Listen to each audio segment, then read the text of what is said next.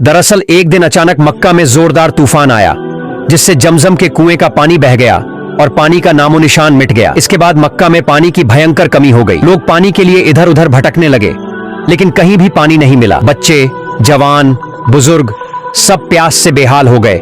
कई लोग बीमार पड़ गए। उस समय मक्का के मुखिया हजरत अब्दुल मुत्तलिब थे, जो पैगंबर मोहम्मद सल्लल्लाहु अलैहि वसल्लम के दादा थे। परेशान लोग उनके पास पहुंचे और बोले, आप हमारे मुखिया हैं, कुछ कीजिए। अगर जमजम का पानी नहीं मिला तो हम सब मर जाएंगे। यह सुनकर हजरत अब्दुल मुत्तलिब बहुत चिंतित हो गए।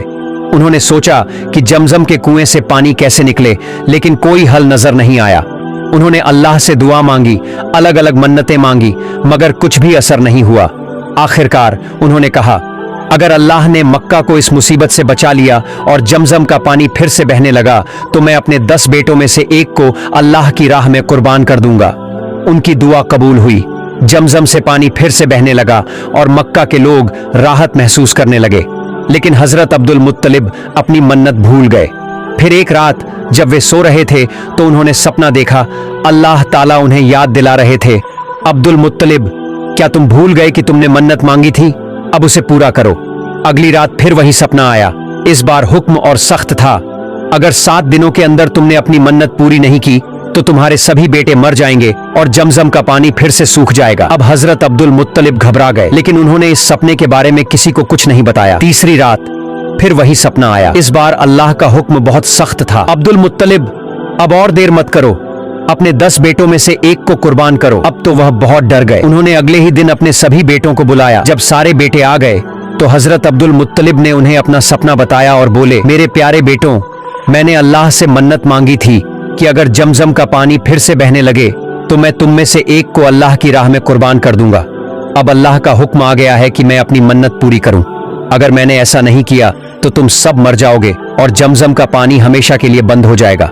अब बताओ मुझे क्या करना चाहिए? यह सुनकर तौरा के जानकारों ने कहा, हे अब्दुल मुत्तलिब, आपने जो मन्नत मांगी थी, अब अल्लाह ताला उसे पूरा करने का हुक्म दे रहे हैं। आपको अपने 10 बेटों में से एक को कुर्बान करना होगा। यह सुनकर हजरत अब्दुल मुत्तलिब बहुत परेशान हो गए। वह सोचने लगे कि किस बेटे को कुर्बान करें। उनके लिए सभी बेटे बहुत प्यारे थे। कोई रास्ता न दिखा तो उन्होंने अगले दिन अपने सभी बेटों को बुलाया। सबसे पहले उन्होंने अपने बड़े बेटे हजरत अब्बास से कहा, बेटे, मैंने अल्लाह से मन्नत मांगी थी कि अगर जमजम का पानी फिर से बहने लगे तो मैं तुम में से एक को कुर्बान कर दूंगा। अब मुझे अपनी मन्नत पूरी करनी है। हजरत अब्बास यह सुनकर चौंक गए और बोले, अब्बा, यह कैसी मन्नत है, मैं इसे पूरा नहीं कर पाऊंगा। फिर उन्होंने अपने दूसरे बेटे हजरत हमजा से कहा, बेटे, क्या तुम मेरी मन्नत पूरी करोगे? हजरत हमजा ने जवाब दिया, अब्बा, आपने कैसी मन्नत मांग ली, मैं अपनी जान देकर भी इसे पूरा नहीं कर सकता। इसी तरह जब उन्होंने अपने बाकी बेटों से पूछा तो कोई भी कुर्बानी के लिए तैयार नहीं हुआ। अब बारी आई उनके सबसे प्यारे बेटे हजरत अब्दुल्लाह की,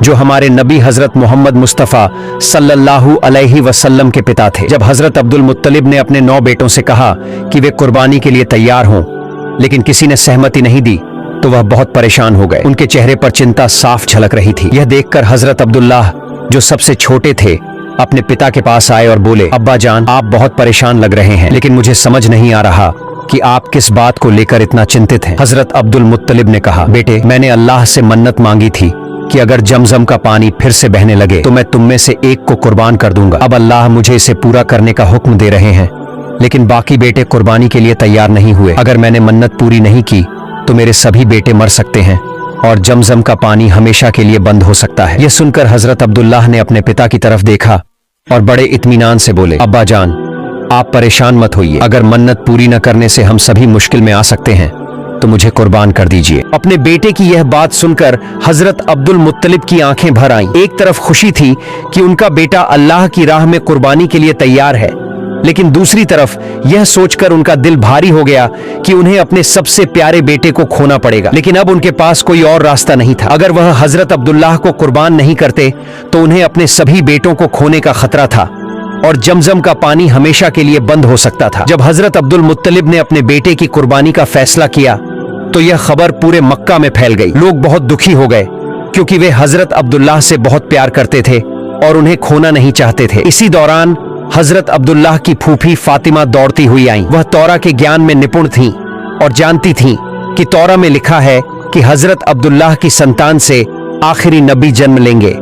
जैसे ही उन्होंने सुना कि हजरत अब्दुल्लाह की कुर्बानी दी जा रही है तो वह तुरंत हजरत अब्दुल मुत्तलिब के पास पहुंची और बोली, हे अब्दुल मुत्तलिब, आप क्या कर रहे हैं? अगर आपने अब्दुल्लाह की कुर्बानी दे दी तो दुनिया का आखिरी नबी पैदा नहीं होगा। तौरा में लिखा है कि आखिरी नबी अब्दुल्लाह के वंश से आएंगे। आप किसी भी हाल में अब्दुल्लाह की कुर्बानी न दें। हजरत अब्दुल मुत्तलिब ने मन्नत मांगी थी कि अगर जमजम का पानी फिर से निकले तो वह अपने 10 बेटों में से एक को अल्लाह की राह में कुर्बान करेंगे। जब उनकी यह मन्नत पूरी हुई तो उन्हें अपना वादा निभाना पड़ा। उन्होंने अपने 10 बेटों के बीच लॉटरी डाली जिसमें हजरत अब्दुल्लाह का नाम आया। यह देखकर हजरत अब्दुल मुत्तलिब परेशान हो गए, लेकिन अपनी मन्नत पूरी करने का इरादा किया। जब मक्का के लोगों को यह बात पता चली तो उन्होंने इसका विरोध किया और कहा, हम किसी भी हाल में अब्दुल्लाह को कुर्बान नहीं होने देंगे। इसी दौरान एक विद्वान ने सुझाव दिया कि दोबारा लॉटरी डाली जाए, लेकिन इस बार हजरत अब्दुल्लाह के मुकाबले ऊंट का नाम रखा जाए। जब पहली बार पर्चा निकाला गया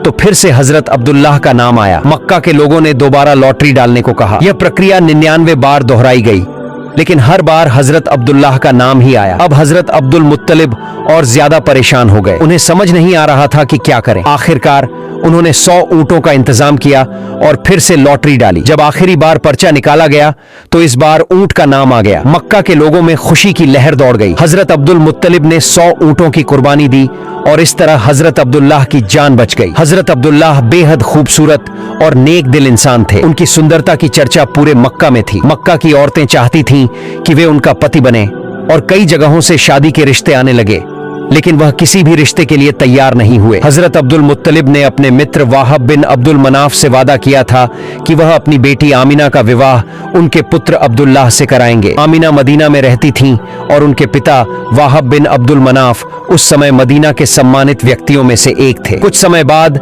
हजरत अब्दुल मुत्तलिब अपने पुत्र अब्दुल्लाह को लेकर मदीना की ओर रवाना हुए ताकि उनका विवाह आमिना से संपन्न हो सके। जब वे सफर कर रहे थे तो रास्ते में एक महिला मिली। वह कोई और नहीं बल्कि मरियम थी, जो तौरा की विदुषी और प्रसिद्ध विद्वान बराका बिन नफील की पुत्री थी। जब मरियम की नजर अब्दुल्लाह पर पड़ी तो वह उनके पास आई और बोली, हे अब्दुल्लाह, कुछ साल पहले तुम्हारे पिता ने तुम्हारी जगह 100 ऊंटों की कुर्बानी दी थी। मैं शपथ लेकर कहती हूँ कि मैं वे 100 ऊंट तुम्हारे पिता को लौटा दूंगी, लेकिन मेरी एक शर्त है, तुम मुझसे विवाह कर लो। लेकिन अब्दुल्लाह, जो सच्चे चरित्र वाले, भद्र और शर्मीले स्वभाव के थे, उन्होंने मरियम की बात को अनसुना कर दिया और विनम्रता से उत्तर दिया, मैं अपने पिता के साथ हूँ और उन्हें छोड़कर जाना मेरे लिए असंभव है। यह कहकर वह अपने पिता के साथ मदीना की ओर बढ़ गए। जब हजरत अब्दुल मुत्तलिब अपने बेटे अब्दुल्लाह को लेकर मदीना पहुंचे तो वे वाहब बिन अब्दुल मनाफ के घर गए। वहां आमिना और अब्दुल्लाह का विवाह संपन्न हुआ। आमिना बहुत सम्मानित परिवार से थीं